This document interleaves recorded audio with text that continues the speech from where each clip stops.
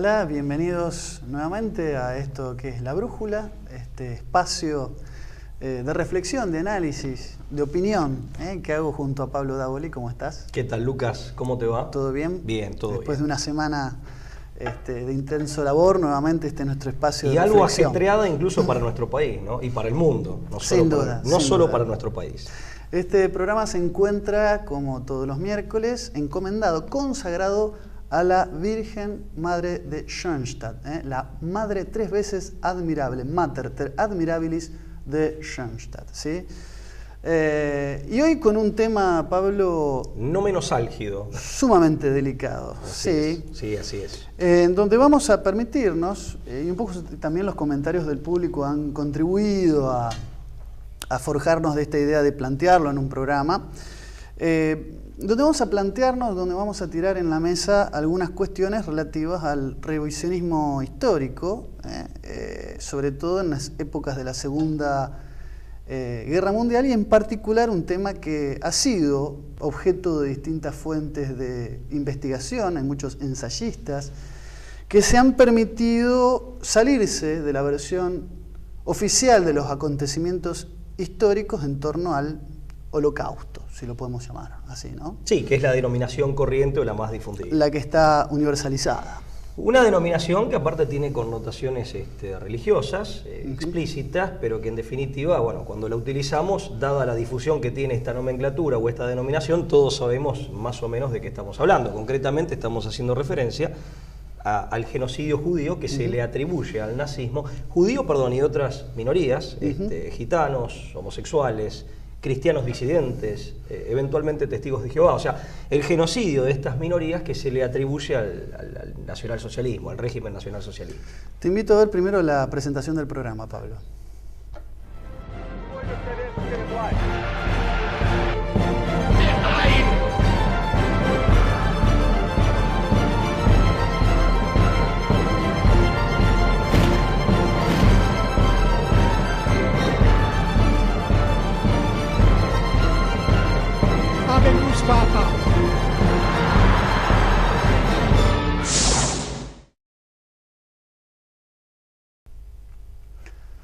Muy bien, seguimos con más de esto que hemos decidido llamar La Brújula y esta cuestión, este planteamiento, como todos los miércoles, de temas que revisten una importancia histórica y siempre buscando un costado, mirando canales tangenciales para abordar los distintos temas de la historia.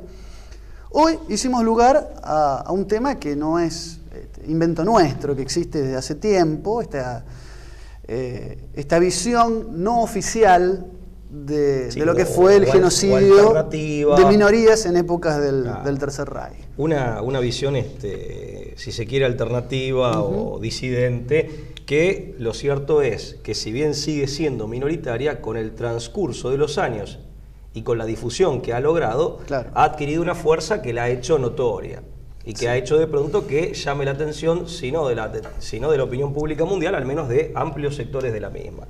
Mirá, para poner el tema en foco, digamos, o sea, lo cierto es que el genocidio del pueblo judío como plan y como estrategia y como, digamos, como acción de exterminio que habría desplegado el nazismo o que habría cometido el nazismo, es la acusación más fuerte, es la acusación más grave que pesa sobre el Tercer Reich y, por derivación, sobre todos los movimientos nacionalsocialistas, el alemán de aquella época y cualquier intento de reivindicación o cualquier movimiento en Alemania o fuera de ella que se identifique con dicha ideología y con dicho movimiento originario que surgió en Alemania en la primera mitad del siglo XX.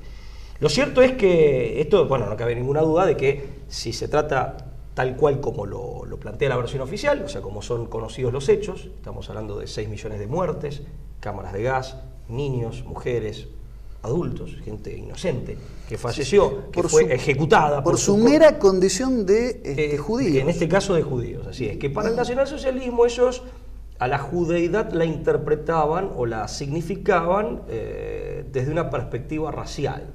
Buena aclaración, buena aclaración. No desde una perspectiva religiosa, o sea, se trataba de una categoría conceptual o de una, para ellos, ¿no? De una realidad de carácter racial, y por lo tanto la categoría conceptual formaba parte, digamos, o sea, se los identificaba por una cuestión racial, claro, o étnica. Los elementos teológicos religiosos quedaban... En el caso del nacionalsocialismo alemán, claramente, claro, porque aparte ellos tomaban declarada, digamos, no era ningún secreto, son posturas que estaban declaradas abiertamente. Claro. O sea, si hay algo que el nacionalsocialismo era... claramente era antisemita en el sentido antijudío, porque este término también es un término bastante equívoco. Sí. Semitas son los árabes, o sea, o por lo menos también son los árabes, también podríamos decir. Sí, o sea, lo hemos aclarado en otro programa. Claro, es discutible incluso si la totalidad del pueblo judío puede ser definida o caracterizada como semítica, y además también es discutible si esta categoría conceptual semita, los descendientes de Sem, por apelar al personaje bíblico donde tomamos este nombre, y surge esta categoría, una categoría lingüística, filológica, o es una categoría racial o étnica. Están los que dicen, bueno, era filológica, pero dado el emparentamiento que hay entre ambas realidades, se tornó una categoría étnica. Pero más allá de toda la discusión teórica, que no por teórica deja de tener cierta utilidad y cierta, digamos, utilidad en el sentido de que no es alñudo, o sea, no es una discusión sobre el sexo de los ángeles, pero más allá de toda esta discusión teórica, lo que hay que decir claramente es que si hay algo que el nazismo era, o el nacionalsocialismo era declaradamente antisemita en el sentido de antijudío. O sea, de esto no puede caber ninguna duda, porque aparte los propios líderes y los propios adherentes al movimiento y al régimen nacionalsocialista siempre lo manifestaron abiertamente. Y eran antisemitas en el sentido de antijudíos desde una perspectiva racista o racial. Lo cual en principio... O sea, esto está fuera de toda discusión. Sí. Esto está fuera de toda discusión. No creo que hay lugar a dudas de ese aspecto. No, porque habría que dudar, no deberíamos permitir... El propio nacionalsocialismo se encargó desde sus mismos orígenes de manifestarse abiertamente, a sí mismo de esta manera. Sí. En proclamarse abiertamente de esta manera. Nunca fue una condición simulada.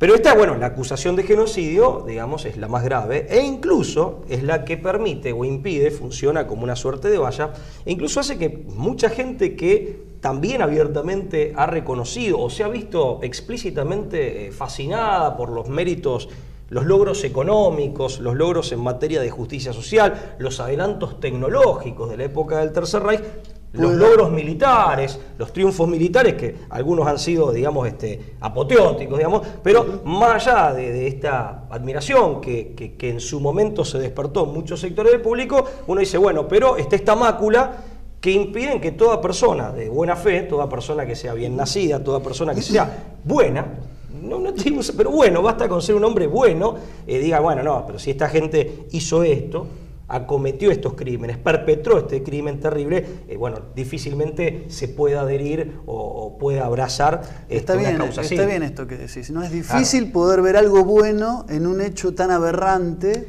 que de alguna manera salpica y contamina todas las cosas que podrían, de una manera forzadamente minuciosa, separarse para decir, este aspecto es escindible, reparable y hasta reivindicable de este régimen. Pero que es muy comprensible. Pero claro, es muy comprensible porque yo puedo observar, por un lado, méritos, éxitos, triunfos, logros en determinadas materias muy importantes, pero si como contrapeso tengo de pronto un genocidio del pueblo que fuere, o de la etnia que fuere, o de la religión que fuere, creo que esto es una mancha negra, una mácula tan grande que no se puede lavar. Creo que queda... Permitime adelantar esto, Pablo. Creo que queda planteada cuál es la cuestión de fondo. Estas literaturas, que vamos a mencionar algunas, no todas, que ponen en duda este hecho en particular, o en su totalidad o en su parcialidad, podrían ser fundamento de un desmoronamiento de esto que acabamos de decir. Es decir, acá es donde queda planteado... De ese valladar, de ese muro infranqueable. Objetivamente es así, objetivamente sería así. Por eso es tan delicado en el caso de ciertos sectores de la opinión pública que tienden a ver, o han tendido a ver en algún momento con simpatía, logros, méritos y éxitos que se habrían dado en otros campos. En el campo tecnológico, industrial, el milagro económico, qué sé yo, en materia social, la eliminación del desempleo, la rápida y muy efectiva eliminación del desempleo, etcétera, etcétera. Un montón de fenómenos y de episodios que ya no vienen a cuento, ¿no? Porque nos desviaríamos. Pero ciertamente que esta es una valla para todo hombre de buen corazón, para todo hombre simplemente bueno, ni más ni menos eso, que dice, mira, yo no puedo avalar de ninguna manera una práctica criminal de esta magnitud. De esta magnitud, sí, de estas características y con estas motivaciones tan perversas. Claro. Ahora, ¿cuál es la discusión? Para ir a entrar al revisionismo. Porque hay gente que dice, bueno, está la versión oficial. ¿Cuál es la versión oficial? Por llamarlo de alguna manera, y aclaro desde ya al público que esto de versión oficial no conlleva o no viene acompañado con ninguna connotación peyorativa. Es como para entendernos rápidamente. Sí, lo que no estaría en principio en evidente discusión, claro, los elementos más generales. La versión más difundida, la que creo que todos conocemos, cualquier persona. Sí, la solución final, la exterminación sistemática. Un plan de exterminio sistemático, como todo plan de exterminación que apuntaba a la totalidad, evidentemente en la práctica no lo fue, del pueblo judío y de otras minorías, pero fundamentalmente del pueblo judío. ¿Por qué? Bueno, por una cuestión de racismo, ¿no? Claro. Un racismo que el nazismo, lo vuelvo a decir, nunca lo ocultó. Claro. Y también hay que aclarar esto. El antijudaísmo, el antisemitismo declarado, pero furibundamente declarado del nazismo. Yo no lo llamaría judofobia porque ahí, digamos, es un por la palabra fobia, muy digamos. Actual. Sí, no creo que sea una cuestión de fobia, era una cuestión de...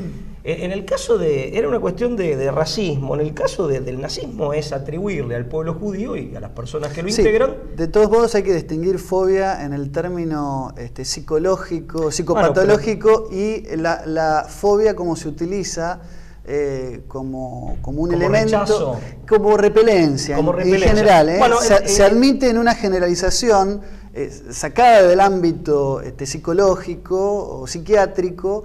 La palabra fobia anexada a una palabra implica aversión, o rechazo, animadversión o repelencia o rechazo a alguna... Bueno, en tal sentido sí, sin ningún lugar a dudas, el nacionalsocialismo la tenía, la manifestaba y la convirtió en política, esto también hay que decirlo. Y en una política como los alemanes saben hacerlo, o sea, muy meticulosa y con mucho rigor. Sí, sin demasiadas fisuras administrativas. Sin escala de grises en el medio. En absoluto.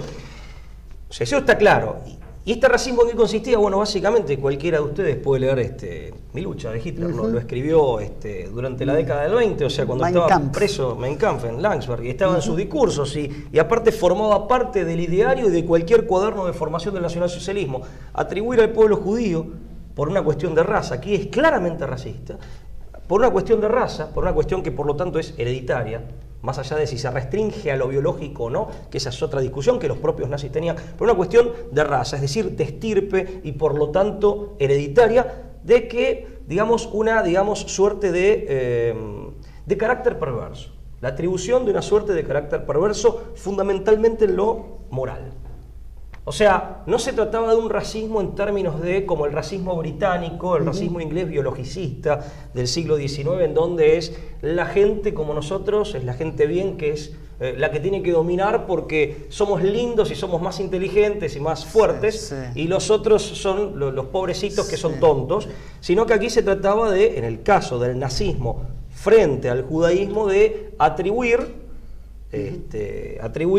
una mala condición moral, es decir, se trata de, digamos, una raza perversa, entonces, pero por una cuestión racial, nunca religiosa o meramente cultural, sino racial. No había un darwinismo biológico lineal planteado en los términos que vos acabas de exponer muy elocuentemente, sino que hacía referencia hacia una inferioridad de tipo moral, espiritual, si se quiere, ¿no? Sí, atribuir incluso una condición moral miserable. Claro. En eso el nazismo incluso no escatimaron ni ahorraron epítetos, ¿no? Claro. El mismo Hitler en Mi lucha dice, si los judíos vivieran solos en este mundo, se aniquilarían entre sí como ratas feroces. Es una expresión durísima. Sí, por ejemplo, comparar a los judíos con los bacilos, que van degradando el cuerpo social ajeno. Casi parasitarios. Claro, atribuyen una condición parasitaria que ante todo tenía que ver no con que no sos inteligente o con que no tenés determinadas capacidades físicas o intelectuales, sino tenía que ver ante todo con una miseria moral que esta ideología racista te atribuye a decir, bueno, vos, ¿de qué estirpe provenís? Bueno, en principio, por razón hereditaria, vos sos una porquería de tipo, una cosa así, una cosa... O sea, el racismo es declarado y es explícito y es en estos términos. Es un racismo con este contenido y con estos significados. Bien. Entonces, bueno, uno dice, bueno, ante esto, ¿cuál es la discusión entonces? Porque aparte yo lo dije antes, el nacionalsocialismo convierte estas ideas en una política y en medidas muy concretas, que son persecutorias, que son primero discriminatorias y después persecutorias. Entonces, para poner las cosas en su lugar, ¿qué se discute? Lo que dije hasta recién, históricamente no se discute, es así. Ni los propios nazis lo discutían, ni los que han sobrevivido. ¿Qué se discute? Se discute si realmente hubo, por lo menos a la luz del revisionismo, que es el que plantea la discusión, si realmente todo este racismo antijudío se convirtió, toda esta política de discriminación y de persecución, se convirtió en una política de exterminio. Se tradujo en un proyecto, en un plan siniestro y pervertísimo de genocidio, de exterminio físico. Lo único que se discute. La discusión es en esos términos. O por lo menos gira en torno a eso. Gira en torno a eso. Entonces, nadie discute el antijudaísmo del nazismo, ni de otros movimientos políticos y culturales afines de la época e incluso actuales. Nadie discute que el gobierno nazi desplegó una política muy dura de discriminación, de persecución y concentración a la postre en los campos de concentración, de aglutinamiento forzado de población. Lo que se discute es si una vez producido en el medio de la guerra este aglutinamiento, esta reunión forzada en campos de concentración, hubo genocidio o si era simplemente más allá de que es gravísimo, ¿no? Una concentración de gente para una posterior expulsión, como había sido la idea originaria, según declaran los propios alemanes y los propios, los que creen que hubo efectivamente, o sea, los autores, digamos, que han abonado la versión oficial, que se adscribiría, en caso de haberse producido, se hubiera adscripto a una serie de expulsiones que cuenta con numerosísimos, con decenas de antecedentes en la trágica y milenaria historia, la historia milenariamente trágica del pueblo judío. La de la diáspora y las expulsiones, las expulsiones en el antiguo Egipto, siglo XVI a.C., Babilonia, etcétera. ¿Correcto? España. España, sí, Inglaterra, Francia, los ducados, los principados ducados alemanes, italianos, muchas veces a lo largo de su historia. Bueno, uno de los que expulsó a los judíos fue el rey Sanquilargo, que aparece en la película de Mel Gibson, Corazón Valiente. Pues los judíos tuvieron expulsados 2 siglos de Inglaterra, a partir de la orden de expulsión de Sanquilargo. Claro, el rey Sanquilargo. Bueno, que se hizo famoso por la película de Mel Gibson. Bueno, entonces, sí, que distorsiona bastante un poco el temperamento de este rey, pero cabe aclararlo que también, sí, está muy demonizado en esa película.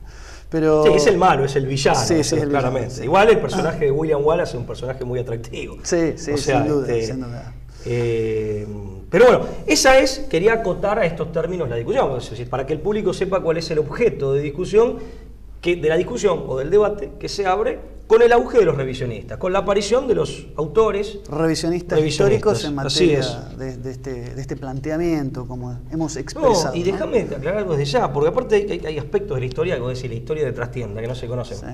En definitiva, gran parte del movimiento, del primigenio, del histórico movimiento sionista, que había nacido con León Pinsker, y sobre todo con el abogado judeo-vienés, judeo-austríaco de Viena, Teodoro Herzl, el Estado judío. Claro, del Judenstaat. Es cierto que ese movimiento sionista que había nacido con estos dos prominentes miembros de la colectividad judía, habían tenido conversaciones con autoridades del Tercer Reich, fundamentalmente con Himmler, que era el líder de la segunda figura en importancia en el Tercer Reich, y con Adolf Eichmann, con Heinrich el Reichsführer de la SS era Himmler, claro, ¿verdad? Y Eichmann. Eichmann, que estuvo acá en Argentina, juzgado en la década del 60. Claro, lo secuestra el Mossad, un episodio que dio lugar a un reclamo argentino, lo juzgan en Israel, que era el encargado de las relaciones. Que hablaba perfecto el yiddish. Sí, porque era el encargado de las relaciones del Tercer Reich con los asuntos para los asuntos judíos. Exacto. Que hasta el final de la guerra incluso hubo conversaciones. ¿Pero por qué? Por algo que anticipa Teodoro Herzl en su libro muy anterior a la Segunda Guerra Mundial, El Estado Judío, en donde él dice que el principal aliado del proyecto sionista, lo quisieran o no, iban a ser los movimientos antisemitas,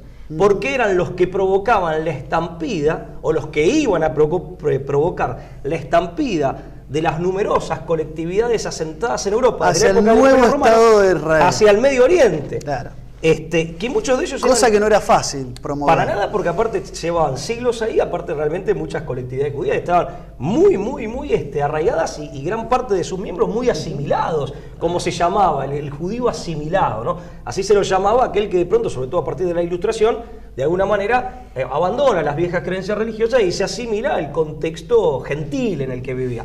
Un contexto gentil que también, esto lo analiza perfecto Marx en el libro La cuestión judía, contexto gentil que también había dejado de ser lo cristiano que era antes, o sea que también estaba como vaciado de tradición.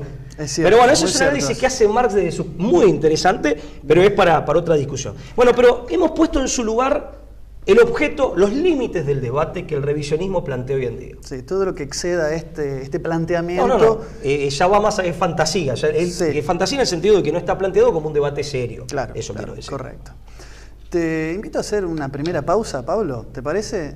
Y enseguida profundizamos un poco, ya vamos de lleno al tema que nos convoca en el día de la fecha y bueno, vamos a siempre estar necesitando sus aportes que nunca sobran, nunca están de más, por lo menos en este espacio, no se vaya.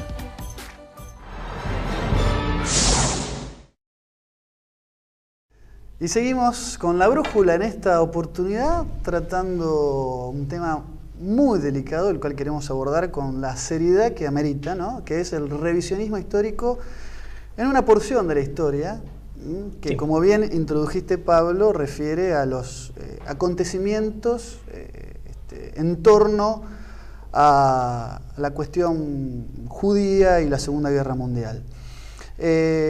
Me gustaría, para ir adelantando a la gente, a la teleaudiencia de este programa, un poco cuáles son los principales referentes de esta corriente. Del porque revisionismo. Me parece que hay que identificarlos y que la gente incluso pueda hacer este trabajo que siempre queremos fomentar desde la brújula, de que sean ustedes mismos los protagonistas de los temas aquí abordados y puedan consultar fuentes, contrastar la información y hacer sus propias investigaciones. No estamos revelando nada que usted no pueda investigar. Quizá podemos ofrecer una serie de pautas, de ítems, de tips que a usted le pueden servir como para ordenar la lectura en caso de que usted lo requiera, ¿verdad?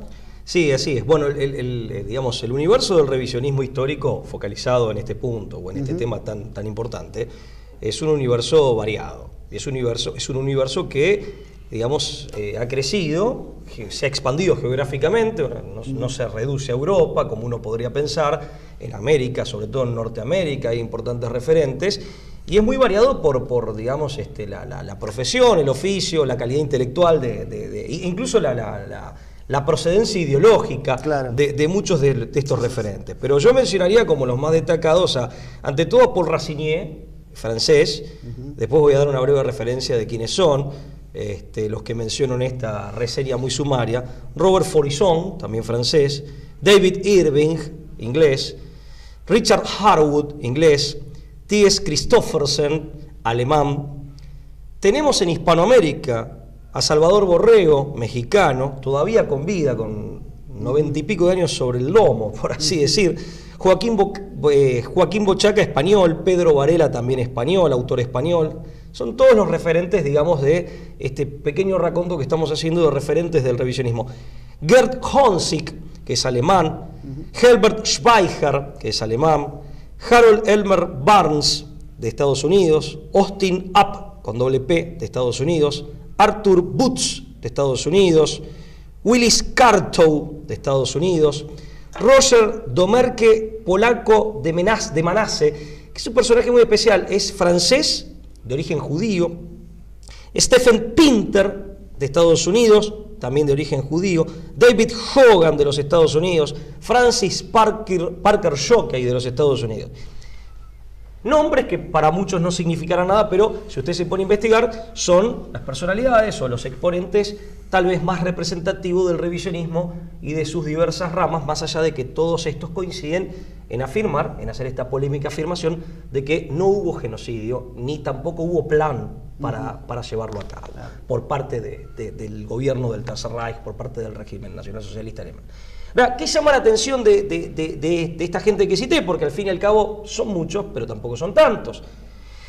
Lo que llama la atención realmente es que dentro de este listado hay autores, esto es lo primero que llama la atención, hay autores de probado prestigio científico académico. O sea, Robert Faurisson fue profesor de la Sorbona, profesor de la Universidad de Lyon, y ese especialista porque tengo entendido que ya falleció, fue especialista en detectar, en investigar para detectar la veracidad, la autenticidad de instrumentos y de documentos históricos. Ahí lo tenemos en pantalla. Claro, Faurisson es una persona que, digamos, que cuando se dedicaba a investigar la veracidad o la autenticidad de las pruebas que normalmente se aportan para determinar la veracidad de un hecho histórico. Titular de la cátedra en la Universidad de Lyon de interpretación de documentos históricos. Así es. Justamente esto que está diciendo. Cargo del cual fue removido. No, lógico, porque por sus... bueno, vamos a hacer referencia a las reacciones. Claro, cuando él plantea esta nueva versión revisionista, crítica de lo que podríamos llamar la versión oficial, que es la más difundida, lógicamente pagó muy caro, por consecuencias muy caras. Lo mismo pasa con David Irving. David Irving es un historiador británico con muchos libros en su haber, una producción bibliográfica muy importante. Este historiador, aparte, es inglés, es hijo de un oficial, creo que de la Marina, no sé si de la Fuerza Aérea o de la Marina Real Británica, que peleó en la Segunda Guerra Mundial contra los alemanes y es especialista en la Segunda Guerra Mundial. Claro, es especialista en la Segunda Guerra Mundial. Famoso su libro La Guerra de Hitler, que es uno de sus tantos libros muy voluminoso, donde él recopila muchísimos datos y detalles de toda la historia de la guerra en sus aspectos políticos, económicos, militares. Otro historiador de peso es Richard Harwood, también británico, profesor de la Universidad de Londres. O sea, en el caso de Barnes, Harold Elmer Barnes es historiador, sus textos, sus libros, son utilizados como material de lectura obligatoria en la universidad, o han sido a lo largo de los años 60, utilizados como material de lectura obligatoria en la Universidad de Harvard, en la Universidad de Columbia. En el caso de otro norteamericano, Austin App, con doble P, doctor en literatura inglesa, profesor de la Universidad de Scranton y de la Sage College. O sea, son personalidades importantes en el mundo académico y que se han destacado. David Hogan fue profesor de la Academia Militar de West Point. Francis Parker Jockey hay un caso que aparte merece una atención especial porque era abogado. Creo que aparte tocaba el piano, hablaba varios idiomas, se dedicó a la historia de la filosofía, pero además trabajó en los juicios de Nuremberg, claro. Junto con el personal norteamericano, en la fiscalía norteamericana, en los juicios de Nuremberg, digamos, en los cuales se juzga a los jerarcas del nacionalsocialismo. Él escribe un libro muy bueno cuando él abandona, digamos, esa labor, decepcionado, denunciando a su propio país. Las maniobras de manipulación y de instrumentación de esos juicios. Él dice que hubo en el juicio de Nuremberg, él como muchos autores, pero él fue un testigo de primera mano y calificadísimo. Escribió un libro, Imperium, que es una obra, digamos, muy voluminosa, pero aparte muy medulosa, digamos, desde el punto de vista filosófico. Es una suerte de antropología mezclada con filosofía de la historia. O sea, hombres muy pensantes. Y en el caso, de Domerque Polaco de Manasse, Roger Domerque Polaco de Manasse, es doctor en psicología y profesor de la Universidad Sorbona de París. Pero hay algo más que llama la atención. No solo el prestigio, la calidad científico-académica, la calidad intelectual que ostentan muchos de estos nombres que hemos dado, sino lo que ha llamado la atención es que la mayor parte, no todos, hay que decirlo, pero la mayor parte de las personalidades que integran esta extraña lista negra, si se quiere, o lista de tipos polémicos, son tipos que, como mínimo, nunca han sido nazis. Pero es más, algunos han sido antinazis y han combatido contra los nazis. Que es el caso de Paul Racinier, que es el que encabeza cronológicamente esta lista, que fue miembro, vos lo sabés bien, del ejército de resistencia de la francés, Francia comunista. y que estuvo preso en, vos lo vas a pronunciar mejor que yo, Buchenwald. En Buchenwald, en un campo de concentración alemán. Sí, es interesante este dato, ¿no? Porque Paul Racinier empezó a incursionar en estos temas porque se había cansado de escuchar a un sacerdote de apellido Renard, que entre el año 1947 y 1953 se había encargado de convencer a toda Francia de que él había visto asfixiar a miles de personas en Buchenwald y en Dora,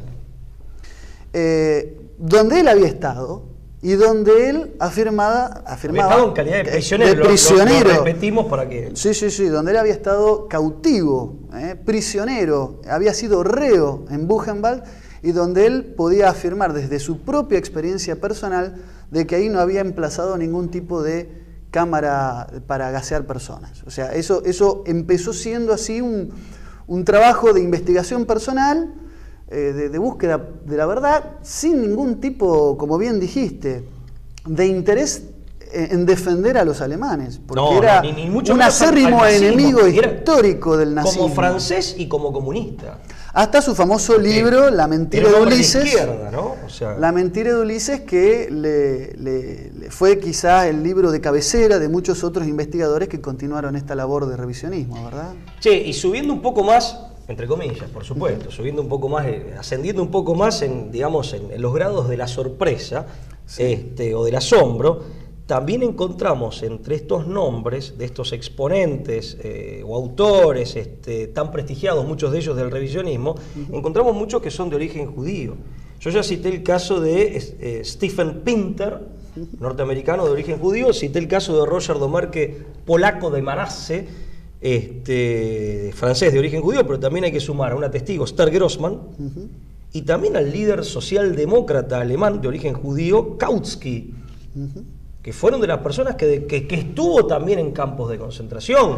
Yo agregaría... Esto hace que este tema haya, digamos, salido de una minoría de intelectuales revisionistas y haya llamado la atención, si no del gran público, por lo menos de amplios sectores que van más allá de los pequeños círculos académicos de historiadores revisionistas o de tipos que se dedican a buscarle la otra pata, digamos, la quinta pata a la mesa u otra versión de los hechos, ¿no?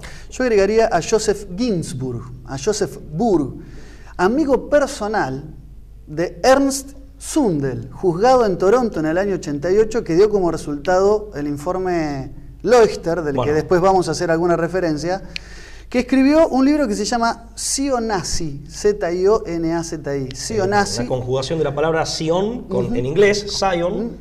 Repito, Joseph Ginsburg, judío, para agregar a otro autor de esta lista que estás mencionando, y le dedicó otro libro al diario de Ana Frank también, a desmentir ciertas cosas en torno al diario de Ana Frank. El que está en la pantalla es Ernst Zundel, me parece. Exactamente. ¿No? Que es un canadiense de origen alemán que llevó, digamos, adelante un juicio en el cual se hizo una pericia.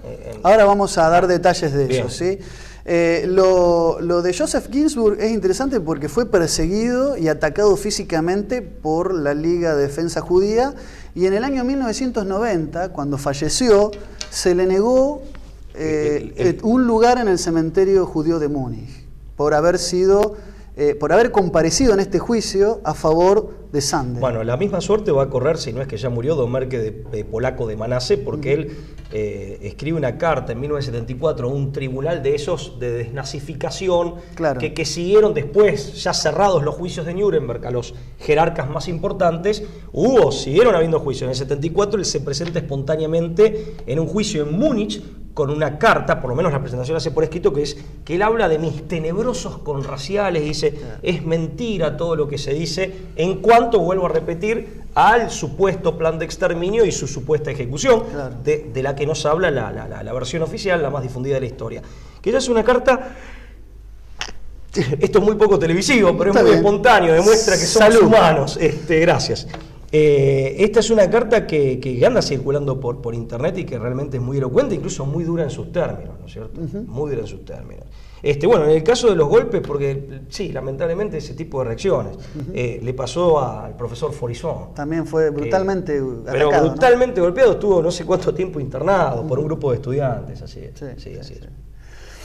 Bueno, vos estabas con el tema de Sundell y Loister. Sí, este juicio en Toronto, en Canadá, fue bastante paradigmático porque el abogado de Sundell, Douglas Christie, y todo su equipo de colaboradores consultaron nada menos que a Robert Faurisson para poder enarbolar una defensa y la llevaron adelante. Bueno, el juicio iba en torno a que este germano canadiense había sido, condenado, en realidad había sido acusado de difundir falsas noticias, ¿no? Un negacionista. O sea, no es que el juicio lo inicia a él, se lo inician a él, sí. Él estaba en el banquillo de los acusados. La defensa, precedida por este tal Douglas Christie, consulta a Robert Faurisson. Recordemos que Faurisson, en el año 76, amén de sus famosas cartas al diario Le Monde, también publica unos mapas de Auschwitz-Birkenau, donde manifestaba que estos mapas originales no podían dar cuenta de un diseño, de un campo, de un emplazamiento destinado exclusivamente o que tenga por fin el exterminio o el gaseamiento de personas. O sea, le alegaba que estos planos eran reveladores y donde hoy que lo que es un museo tiene cámaras de gas, había duchas inicialmente que estaban detalladas en estos documentos que tenían evidentemente el Ejército Rojo, y después a través del Pacto de Varsovia quedaron en manos de la dirigencia polaca, digamos. Pero Faurisson se había hecho de alguna manera de una fama a partir del año 76 con estos planos, y la defensa de Sundell acude a Robert Faurisson, que es el que le recomienda contratar a un ingeniero que va a ser un joven experto de Boston, Massachusetts, Fred Loister, que llevó adelante en abril del año 88 su famoso informe Loister, tan difundido y del cual se acusó en el año 2009, y eso le costó que lo removieran como director de un seminario acá en Argentina a Williamson, el monseñor Williamson, que citó públicamente el informe Loister. Esto recientemente. Sí, pero ahí con el auge de las redes sociales, el informe, ahí lo vemos en pantalla, con el auge de las redes creo sociales, que se llama Richard Williamson habló del informe Loister y él manifestó haberse dejado convencer por este trabajo técnico, y esto le costó también un castigo por el delito de opinión, de antisemitismo. Sí, que acá en Argentina no existe. No existe, punitivamente no hay. Al menos no jurídicamente. No jurídicamente. O sea, no está, digamos, tipificado en nuestro... Bueno, la defensa jurídico decidió encararlo por el lado técnico, científico-técnico, más que histórico, no enarboló una argumentación.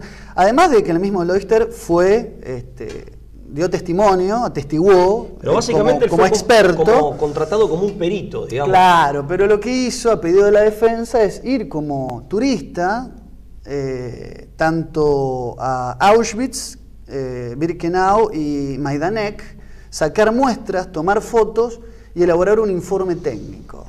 Sí, la verdad, lo cierto es que fue como un perito. En calidad de perito. Los efectos de hacer un dictamen, claro, y después dar cuenta del mismo.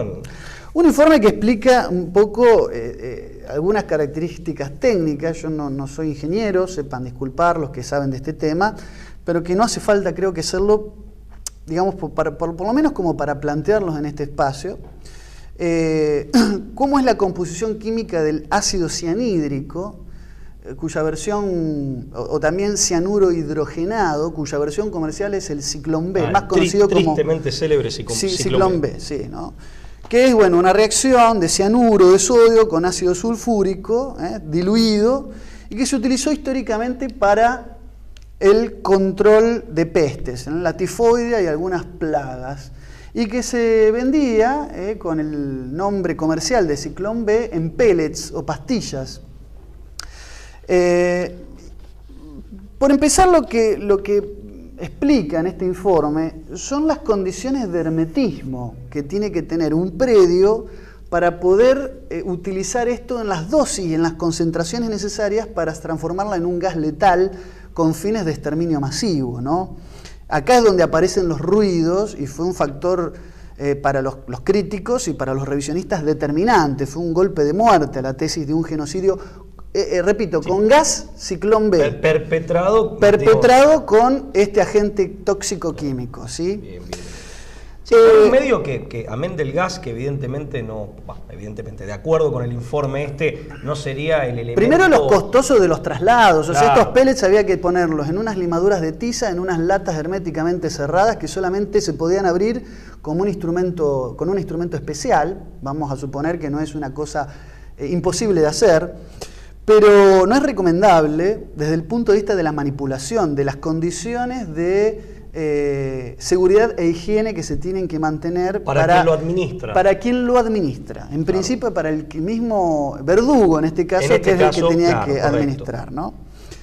En cuanto al hermetismo, que sería también un método de, digamos, de dar muerte muy lento, ¿no? Un método de... Bueno, en las dosis en las que ahora vamos a hablar de las concentraciones de esto. El hermetismo, para terminar ese punto, implica que tienen que ser compartimentos de acero soldado o plástico PVC, las puertas y ventanas tienen que estar armadas según normas de la Marina, es decir, una entrada de luz tiene que ser la misma que la de un submarino, por así decirlo, o sea, el hermetismo que tiene que tener la ventana. La estructura debe estar recubierta con brea o algún tipo de sellador para evitar cualquier tipo de filtración. Explica que para manipular este gas o hacer fumigaciones incluso con este gas, las estructuras no pueden ser de ladrillos con alta porosidad, dado que se acumula el HCN, el ácido cianhídrico se acumula, queda adherido, exactamente. Y estos ladrillos deberían estar recubiertos siempre con algún tipo de pintura inerte de tipo epoxi, ¿no? Todo lo que es luz y electricidad tienen que ser a prueba de explosión. Este es otro factor determinante del informe Leuchter. Lo altamente combustible de este gas. No solamente, leí en un informe, el chispazo de la estática corporal puede haber hecho volar medio Polonia. Para graficarlo de manera un poco exagerada. O sea, a ver si te entendí. De volar sí. Los recipientes donde estaba este gas, se podría haber generado una explosión con consecuencias catastróficas para los que lo implementaban y desde luego para todos los que estaban concentrados en ese lugar y alrededores, ¿sí? Desde el punto de vista del croquis, no en Baidanek, algo que reveló el informe Leuchter, es que había un horno crematorio en una habitación contigua con la potencial consecuencia explosiva.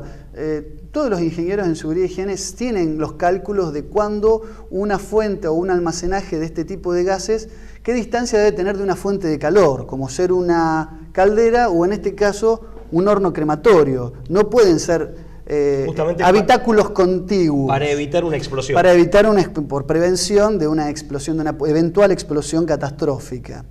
Después está el tema del tratamiento de efluentes, es decir, cómo evacuar el gas una vez utilizado.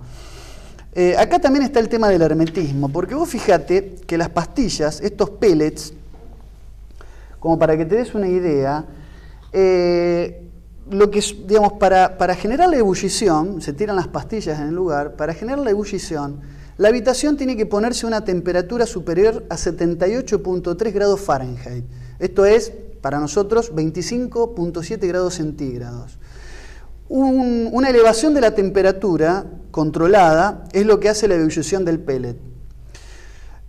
Fíjate vos qué pasa si con una falta de hermetismo, amén de que se puede expandir el gas con la peligrosidad y el efecto residual que tiene el gas, la mala hermetización del recinto haría oscilar las temperaturas que tienen que estar controladas. Porque se colaría aire desde afuera. Si se cola aire desde afuera y la temperatura está a menos de 79 Fahrenheit, lo que pasa con el HCM, dice Leuchter, es que debajo de la línea de ebullición tiende a condensarse.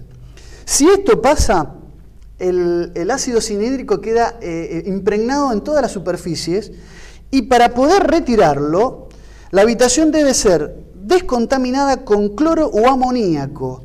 Y si no tenés un sistema automático de pulverización de cloro, tenés que hacerlo a mano, lo cual implica que el personal tiene que llevar trajes especiales de neopreno y cilindros con aires para respirar, porque no hay máscaras con filtros adecuados para poder repeler los efectos del ácido cianhídrico que entra incluso por los poros. Estoy tratando de... Es un gas sumamente invasivo. O sea, tubos con oxígeno para poder entrar a limpiar con cloro. En ¿no? caso de condensación, claro, por haberse colado aire que descendiera la temperatura por debajo de 25 grados. Tal cual. Aclaremos una cosa, estamos Auschwitz y Birkenau es en Polonia. En Polonia. En donde las temperaturas normalmente son muy por debajo de la ebullición, sí. Para agregarle más cosas, ¿no? Para que los vapores de cloro actúen y neutralicen el HCN, el ácido cianhídrico o ciclón B, hay que evacuar el edificio por lo menos durante 48 horas. O sea, hay que esperar que el efecto de la vaporización del cloro neutralice el efecto del ciclón B. Después el edificio debe ser lavado con agua y secado y recién ahí estará listo para una nueva aplicación de este químico, de este gas. Tiene un montón de complicaciones y de condiciones de uso muy rigurosas, por lo que estás detallando. Sin mencionar el tema de las chimeneas, que para el circuito de liberación del gas utilizado tiene que estar por encima de los 40 pies, un pie es más o menos 30 centímetros. Es decir, estamos hablando de chimeneas por arriba de la estructura de más de 15 metros, que eventualmente, según Leuchter, en la visita que hizo, nunca las vio esas chimeneas. Y estos 40 pies de altura tienen que tener un doble sistema de extracción. Entonces, son algunos de los elementos que arroja este informe, que no son, por lo menos, menores a la hora de incluir las derivaciones que hay. Fíjate vos, Pablo, este punto, ¿no? Que es estadístico. Dice acá Leuchter al final de sus conclusiones, porque también hay otros elementos, es decir, Leuchter, esto hay que decirlo, trabajó para aquellos estados norteamericanos que aplicaban cámaras de gas digamos, para los prisioneros condenados a muerte. Condenados a la pena de muerte, ¿no? De esa manera. Tanto en Nevada como en Carolina del Norte, cabe decirlo, tanto como en Nuevo México, la legislación dejó de utilizar gases y se terminó votando por la inyección letal, de la cual Leuchter hace una referencia como diciendo de la inyección letal no se puede hacer un museo, hace algunas consideraciones, pero no las induce, pero él se limita a un informe técnico, ¿no? Pero es algo que no quedaría ningún tipo de prueba, ¿no? Y lo que explica es que cuando se llevó adelante en Missouri, en Jefferson City, un trabajo para gasear a 2 personas, por recomendación de él se generó el ácido cianhídrico haciendo la reacción química in situ, o sea, mezclando el cianuro de sodio y el ácido sulfúrico al 18% in situ, haciendo la mezcla, no con pellets, sino haciendo la mezcla in situ. Por estos problemas de manipulación, de traslado, de la peligrosidad que abarcaba, ¿no? Citando algunos ejemplos. Y después, bueno, hay otros detalles como los pozos crematorios, que tendrían que, según las declaraciones oficiales, tenían que tener alrededor de 6 pies de profundidad. En Birkenau, particularmente, tenían apenas 1,5 pies de profundidad y Birkenau está emplazado en un terreno pantanoso, por lo tanto, a los 2 pies de profundidad había agua, había un colchón de agua. Él no se explica cómo se puede hacer un horno crematorio en un pozo lleno de agua, en una pileta prácticamente, ¿no? Es una de las cosas que arroja el informe Leuchter. Y por último, ya no quiero cansar al público con esto, lo que cita es el documento del Tribunal Militar Internacional, el L022, que pretende que 1.765.000 personas fueron gasificadas en Birkenau, y él lo que hace es una comparación estadística, porque esta cifra responde a lo que pasó entre abril de 1942 y abril de 1944, y dice, tomando esas fechas de referencia y tomando esa cifra, en la observación de lo que él estaba estableciendo en cantidad de ácido cianhídrico, el funcionamiento de los dispositivos, de los crematorios, de las cámaras de gas, la cámara 1 trabajando a 54 personas por semana y la cámara número 2 a 24 personas por semana, funcionando hipotéticamente 24 horas los 7 días de la semana, no se llegaría a gasear ni a 1 millón de personas. O sea, funcionando al total de su capacidad. Total que es para este técnico imposible. O sea, es imposible tener las cámaras de gas sin ningún tipo de fisura o de imprevisto. De pausa. O de imponderable, porque puede pasar a que se atrase una aplicación, pero que algo falle. Pero aún así, hipotéticamente, aritméticamente la cifra no encaja en el trabajo constante que tendrían que tener estas dos cámaras de Auschwitz, trabajando al 100% de su capacidad, de lunes a lunes, los 7 días de la semana, entre las fechas que dispone este informe oficial. Déjame aportar una cosa. Lo tiro por cosas que fui apuntando, hay muchísimas más, pero digo, son cosas que llaman en principio la atención y que han contribuido a darle, digamos, alguna fuerza a las... Cabe decir que no fue tenido en cuenta el informe Leuchter en el juicio a Sundel, y que fue acusado Leuchter fue acusado de no ser ingeniero, de poseer título de profesor en Historia del Arte y de no tener ningún tipo de autoridad para referirse o para expedirse como un informe de peritaje como se lo presentó. No, lo aclaro porque habría que también investigarlo. Yo no conozco nada mucho más de lo que se conoce en la web de Fred Leuchter. Pero bueno, uno de los argumentos... se consigue el informe, tengo entendido. Se puede bajar entero, creo que se puede descargar entero. Yo la verdad que tengo una versión impresa del mismo, pero sí, también se puede Sí, descargar. porque acá en Hispanoamérica ha sido publicada, por lo menos seguramente en México, creo que en Chile también. Me pareció que, digamos, desde el punto de vista técnico, la parte histórica te la dejo si querés más a vos, pero desde el punto de vista técnico arroja algunas consideraciones este informe que para muchos de los revisionistas son lapidarias, no resisten análisis. Por un lado, esta persona, independientemente de si realmente, ostenta o no, posee o no el título habilitante, lo cierto es que, por la información que circula de él en Internet, y vos hiciste una referencia al respecto, él se ha desempeñado para en Estados Unidos, asesorando, más de 19 estados que aplican pena de muerte. Bueno, cuando le aplicaban por la vía del gaseamiento, que es una cosa horrorosa. Él fue consultor, se presentaba como de advisor o de consultor de... Sí, que contrata, insisto, la defensa de Sundel en el juicio de Toronto del año 88 a recomendación de Robert Faurisson. No, pero me refiero que él en los estados, en diversos estados de Estados Unidos, trabajó con el gobierno, para... Pero por eso el elegido es él, justamente por este antecedente.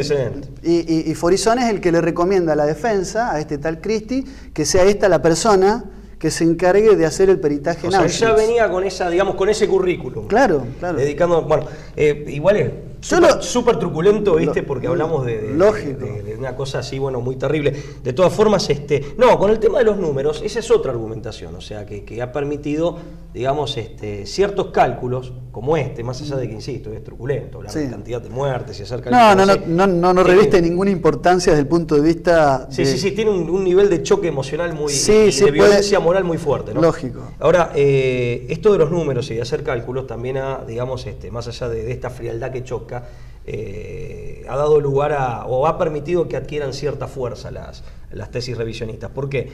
Porque así como está el cálculo que vos me decías que hacía Leuchter respecto de la cantidad de gente que se podía matar en tanto tiempo, que insisto, es algo medio... es muy truculento. Y aparte suena muy frío porque Leuchter lo hace haciendo un cálculo aritmético, claro, se quedan quería demostrar la falsedad o la impericia o la falta de cientificidad del informe oficial que había arrojado esta cifra. Acá no hablamos de que sea más importante o menos importante la cifra. No, en absoluto. No, eso fue un comentario como para compartir algo que uno siente cuando digamos, se profundiza en estos temas o cuando se involucra con estos temas. Lo cierto es que también pasó, vos hablabas del número de muertos en Auschwitz, también cobraron mucha fuerza inusitada las tesis revisionistas cuando, si no mal recuerdo, en 1987, de un día para el otro y sin explicación, se cambia la placa. La placa, claro, que decía 4 millones o 4 millones y medio y puede ser 1,5 millones de muertos.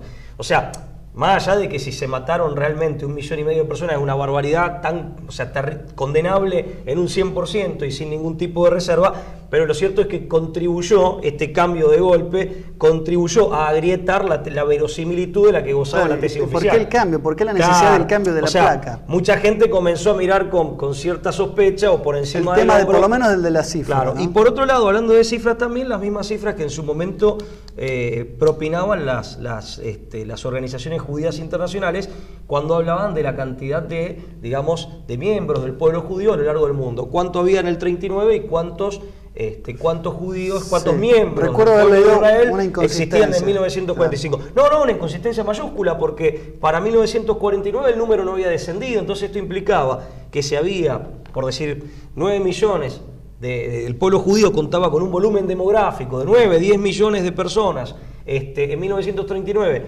había perdido 6 o 4. Se debería haber reflejado en demográficamente, la densidad demográfica. No había posibilidad alguna de recuperar demográficamente en 5 años de los 5 años de posguerra. Esa cifra, claro.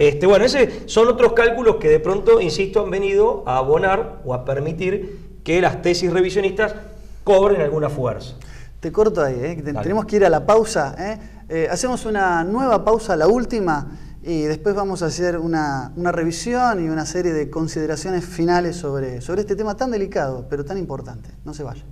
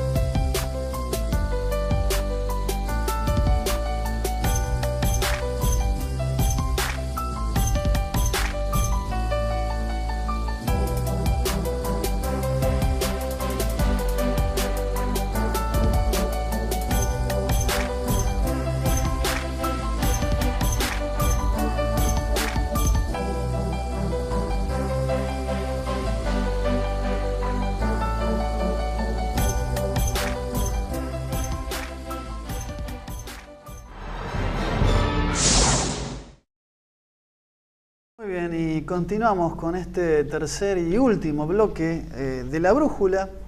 Les vamos a pedir que si les gusta este programa, se suscriba en el canal, que ponga su opinión.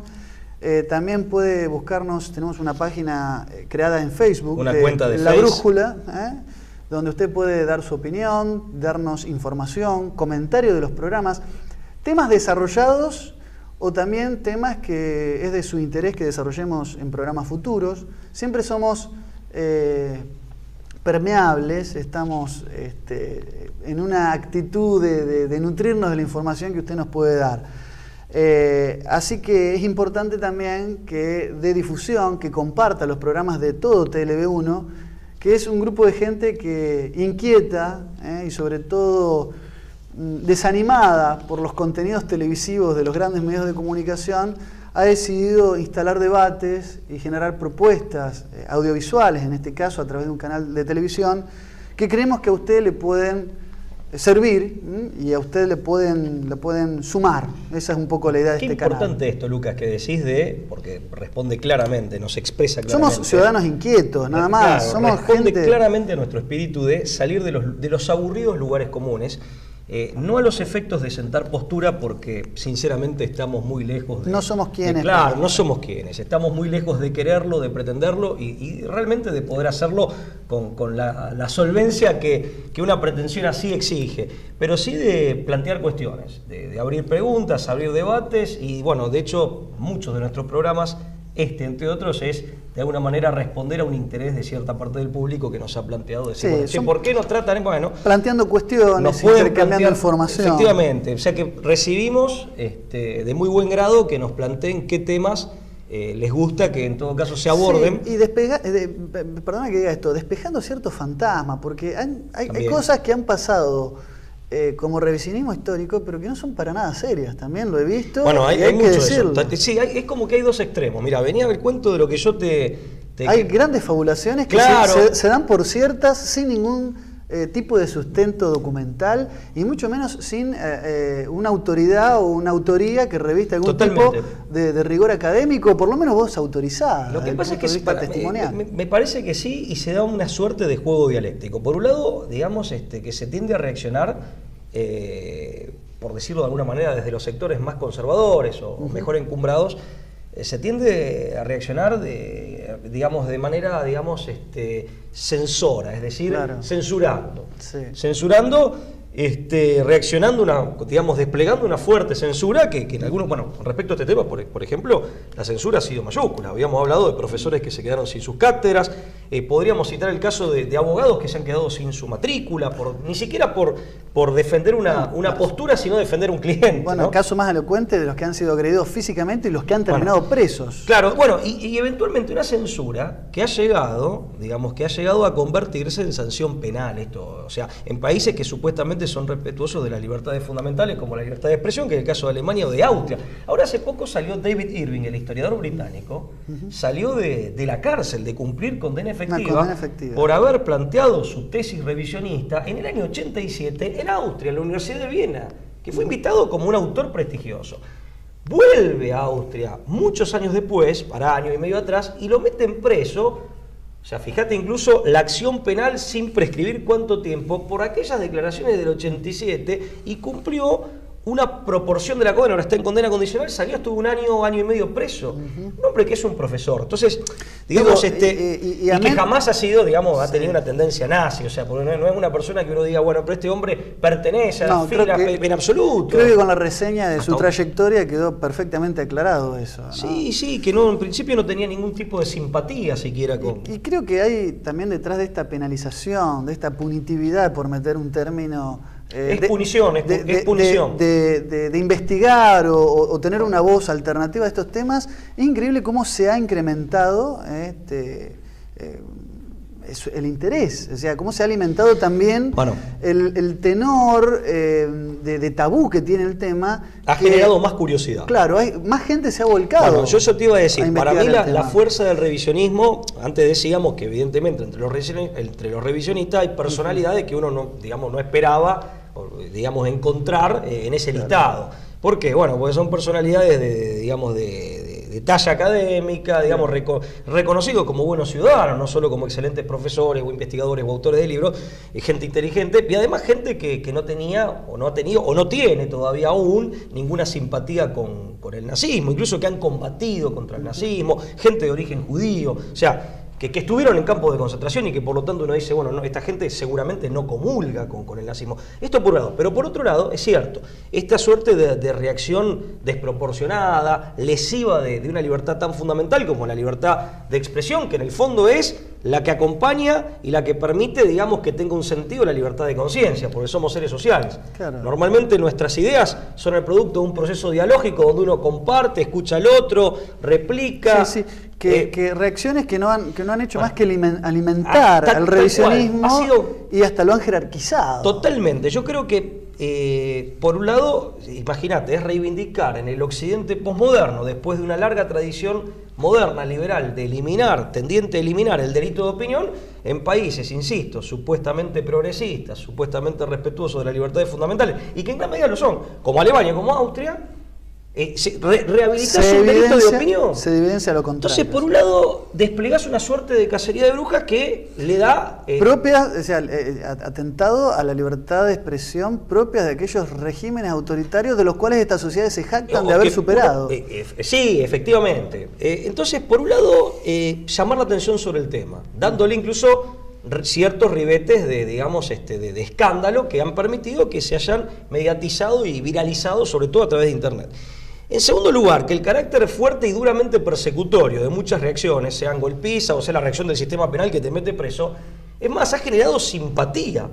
No solo ha llamado la atención sobre la temática, sino que en amplios sectores de la población o de la opinión pública de esos países y a nivel mundial ha generado un movimiento de simpatía hacia los revisionistas y de solidaridad. La lectura que uno termina haciendo es que una persona es brutalmente golpeada o metida presa por sus opiniones, por sus ideas. O que se queda sin trabajo. En parte lo que le está pasando incluso a un humorista francés de origen africano, Dieudonné, con la famosa Quenelle y demás, que es amigo de Robert Faurisson, que es un hombre que dice, yo no puedo ser nazi, se saca y dice, míreme a la cara, porque es un hombre negro, mulato, o sea, yo no soy nazi, yo nací en el año 66, aparte soy un francés de origen africano, pero él dice, no me quieren dejar trabajar, o sea, digamos, sobre pretexto de que hago discurso de odio, y es un humorista muy popular en Francia, este es un tema muy álgido hoy. Que entre paréntesis algunos de los speech, de los sketches cómicos que están en YouTube los gags cómicos están traducidos.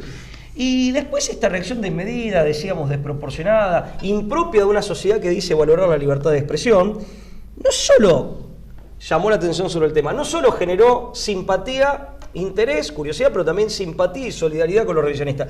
Por eso digo es contraproducente, sino que además, como toda medida oscurantista, a la corta o a la larga fracasa, sino que además contribuyó a erosionar la credibilidad de la que gozaba la versión oficial. ¿Por qué? Porque de pronto dice, pero pará, si este tipo plantea lo que prima facie, se presenta o aparece como un disparate. Entonces, frente a eso es lo que hay que hacer. Hay que hacer, por ejemplo, o sea, lo razonable, lo propio de toda sociedad civilizada, lo que hizo César Vidal, por ejemplo, que es un historiador, un autor español, tengo entendido que protestante, una rara ave, un protestante español, que escribe mucho, tiene un libro muy bueno sobre la masonería, por ejemplo, tema que hemos abordado acá, escribió este libro hace muy poco, La revisión del Holocausto, se vende en España, en donde acá César Vidal hace lo que se tiene que hacer en todo debate histórico o de cualquier otra materia. Que es debatir, justamente. Hace una reseña, no de todos, pero de la mayoría de los autores revisionistas, de los más conocidos, no de todos, hay muchos que no menciona, bueno, intenta rebatirlos. Para serle franco, yo no soy historiador, he leído el libro, es un poquito frágil. O sea, un poquito frágil no porque la intención del autor sea avalar el revisionismo, porque de hecho es revisionismo del revisionismo, es criticarlo. Es antirrevisionismo. Claro, pero sí, pero bueno, lo hace con fundamentos. Fundamentos que de pronto tienen una fragilidad en algunos puntos notoria y aparte que dejan fuera muchos autores, muchos argumentos. Pero bueno, pero es lo que se espera. Pero es un intento legítimo de hacer el planteamiento de la cuestión. Es lo que se espera de toda sociedad civilizada que busca llegar a la verdad. Porque aparte, lo decimos siempre porque estamos plenamente convencidos. La verdad nunca de puede ir en contra del bien. Claro, la verdad nos libera, como dice el Evangelio, y esto, se sea o no cristiano, creo que es en gran medida una obviedad. No hay que tenerle miedo a la verdad, ni a buscarla. No hay justicia, ni hay paz, ni hay bien, ni belleza, dirían los griegos, sin verdad. O sea, son términos que van de la mano. De todas formas, en una sociedad civilizada, nadie se declara dueño de la verdad, sino que se hace, digamos, un movimiento solidario y cooperativo para buscarla dialógicamente, y sobre todo los académicos, que tienen una responsabilidad, los investigadores, los tipos inteligentes, los tipos que estudian, que tienen una responsabilidad especial. Sí. Entonces, esto ha contribuido a que las tesis revisionistas ciertamente cobren fuerza porque generan una sospecha de decir, che, pero ¿por qué no discutimos abiertamente? Que es un poco lo que se pregunta el hombre común. O sea, en definitiva lo que hay que hacer es decir, bueno, a ver, nos sentamos y decir cuáles son tus pruebas, cuáles son las mías, como se hace incluso en un juicio, digamos, en toda sociedad que pretende ser justa y que pretende solucionar pacíficamente sus conflictos o solucionar exitosamente sus dudas. Las cuestiones que se van planteando, sean históricas o sean actuales. Lo que pasa es que hay muchos intereses detrás. Y acá voy a ir a un autor que es judío norteamericano, de gran estatura intelectual también, que es Norman Finkelstein. Al que déjame decir algo, no deberíamos encolumnar estrictamente dentro de lo que es el revisionismo histórico, porque no niega en ningún punto el exterminio, ni el plan sistemático, pero sí a través de su famoso libro. La industria del holocausto, sí lo que hace es plantear por qué habría interés. El embanderamiento, por qué habría parte de sostener esta cuestión del exterminio como una cuestión propagandística. El problema yo creo que está en que si el sistema me mintió en una parte, es decir, en los resultados, en las estadísticas y en los números, lo que se alimenta es el fantasma de que si me mintió en lo chiquito, también me puede mentir en lo grande. Por eso digo que el cambio de números, y eso es un error. De cifras en Auschwitz, por eso contribuye. Desmorona todo el... No, bueno, sí, contribuye a erosionar la credibilidad de la que se gozaba, por supuesto. Pero está bien que citaste a más allá Norman de principios, uno dice, no, mirá, descubrimos que acá murieron, fueron ejecutadas, de la manera que sea, fueron ejecutadas 1 millón y pico de personas, es una cosa terrible, truculenta, digna de la mayor, digamos, del mayor de los reproches, de la mayor de las condenas. Lo que pasa es que hasta que no se haga ese movimiento de decir, no, bueno, acá está acreditado, en muchas personalidades más suspicaces o más desconfiadas, puede generar un poco la duda, o sea, contribuye a sembrar el bichito de la duda, como se dice coloquialmente. Y eso le ha dado fuerza a la tesis revisionista también, ese cambio repentino de cifras, claro que sí. Pablo, estamos... como siempre, pasados en el tiempo. Pasados en el tiempo, vamos a... Qué paciencia que nos tiene la dirección de TLB1. La verdad que sí, Hoy un equipo de trabajo. Bueno, quiero decir 2 cosas más respecto a este tema, que son temas, aparte, sumamente interesantes y que tienen actualidad, porque esta no es una discusión histórica. Como dice Norman Finkelstein, como él bien denuncia, hay intereses por lo menos económicos detrás. ¿Por qué? Por las indemnizaciones que en gran medida las ha cobrado en especies, por ejemplo con un submarino atómico, entre otras cosas, o en dinero, el Estado de Israel del Estado alemán, pese a que el Estado de Israel no existía en la época del nazismo, se crea en 1948, y las indemnizaciones de los sobrevivientes, ¿no? O de sus parientes, pero fundamentalmente de los sobrevivientes. Entonces hay una cuestión económica atrás que podría contribuir, y esto es Finkelstein, podría contribuir a usufructuar, lo cual impacta también en esto de las cifras, ¿no es cierto? Usufructuar el relato histórico, efectivamente, por intereses que ya no tienen que ver con la verdad histórica ni con la reparación que eventualmente cabría. Pero además hay una cuestión política, que esto es anterior a Finkelstein, esto lo dice otro profesor francés, Roger Garaudi, en un libro, Los mitos fundacionales del Estado de Israel,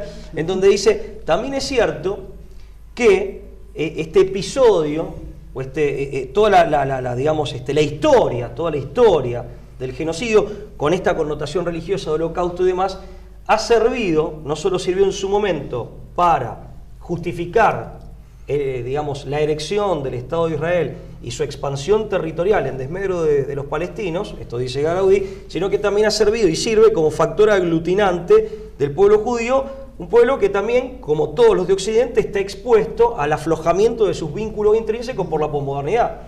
Entonces, porque antes el factor de aglutinamiento era la religión. Bueno, hoy en día la religión, tiene su fuerza dentro del pueblo judío, me refiero a la religión judía, tiene su fuerza ciertamente, pero amén de acusar muchísimas divisiones internas, además hay muchísimas personas de la colectividad judía, muchos miembros del pueblo judío, que no practican la religión, que de hecho no creen en ninguna en particular, ni en la de sus ancestros, ni en ninguna otra. Con lo cual, de alguna manera, ha servido como mito, como factor aglutinante, que contribuye a fortalecer una identidad que al perder su sustancia religiosa se vería como puesta en crisis. Claro.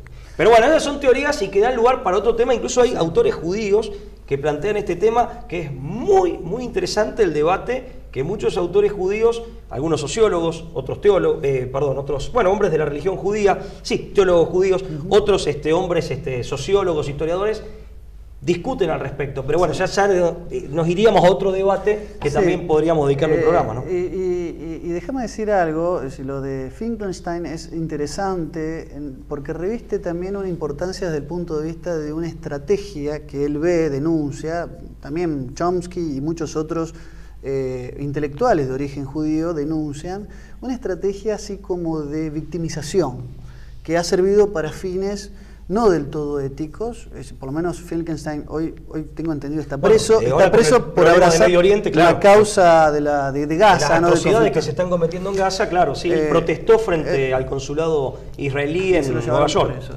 Y una cosa más que nos excedemos demasiado, pero el tema del libro, el famoso libro, el bestseller de Anna Frank, difundido por Otto Frank, ¿no? Del papá, que en su exilio en Ámsterdam se dio a conocer y demás, que hay dos grandes controversias, para resumir así de manera muy sumaria en torno a esta evidencia, que busca un poco esto de la sensibilización y la victimización, no tanto desde lo histórico, sino desde el testimonio de vida, de la historia de vida.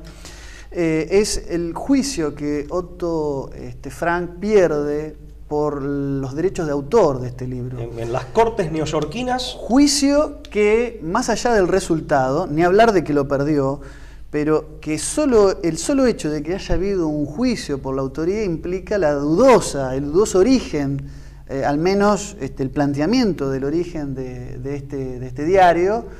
Estaba la famosa prueba caligráfica, claro, que demostraba supuestamente la utilización de un bolígrafo, ¿no? Es de un diario, para aclararlo, de un diario escrito entre abril de 1942 y agosto de 1944, que haya algunas páginas o ampliaciones hechas con bolígrafo, invento del año 1951, eran también una demostración fáctica de su falsedad o de...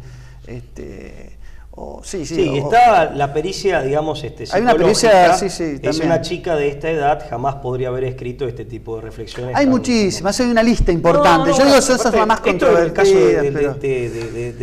Ojo, también hay que aclarar que sí está demostrado, o aparentemente está demostrado, que la pequeña, la joven, la niña Ana Frank sí murió.